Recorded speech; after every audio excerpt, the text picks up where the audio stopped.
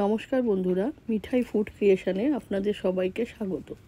আজ আমি আপনাদের পৌষ সংক্রান্তি স্পেশাল চিনি ছাড়া নরম তুলতুলে খেজুরের গুড় দিয়ে মালপোয়া বানিয়ে দেখাবো।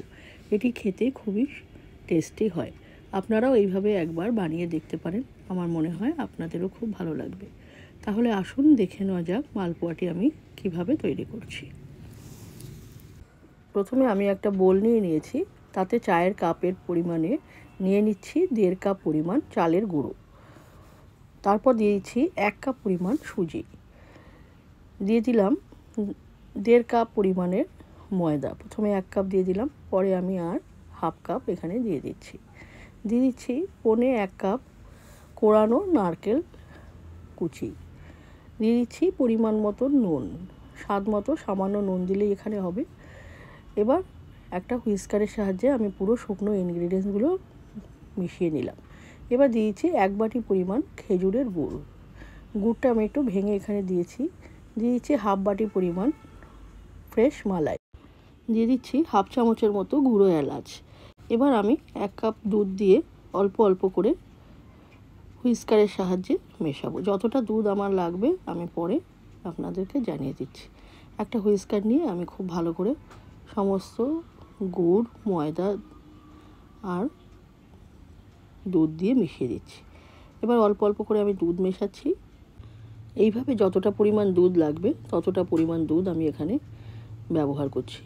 এইভাবে মিশিয়ে মিশিয়ে আমি একটা গাঢ় ঘনত্বের একটা ব্যাটার তৈরি করে ফেলবো। দেখুন আমি আরও একবার একটু দুধ মিশিয়েছি, ব্যাটারটা খুব গাঢ় হয়ে গেছিলো, মনে হলো আরেকটু লাগবে।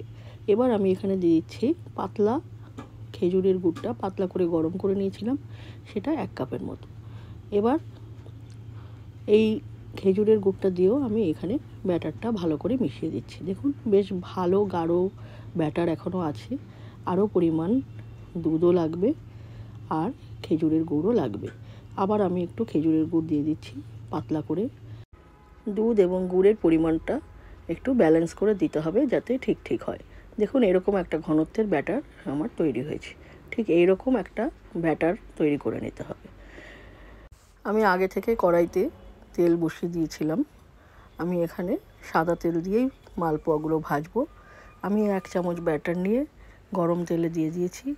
উল্টে পাল্টে আমি মালপোয়াগুলো এখন এক এক করে ভেজে নেব। দেখুন কি সুন্দর ফুলছে আর নরম, এবং খেতেও খুব টেস্টি হয় এই মালপোয়াগুলো।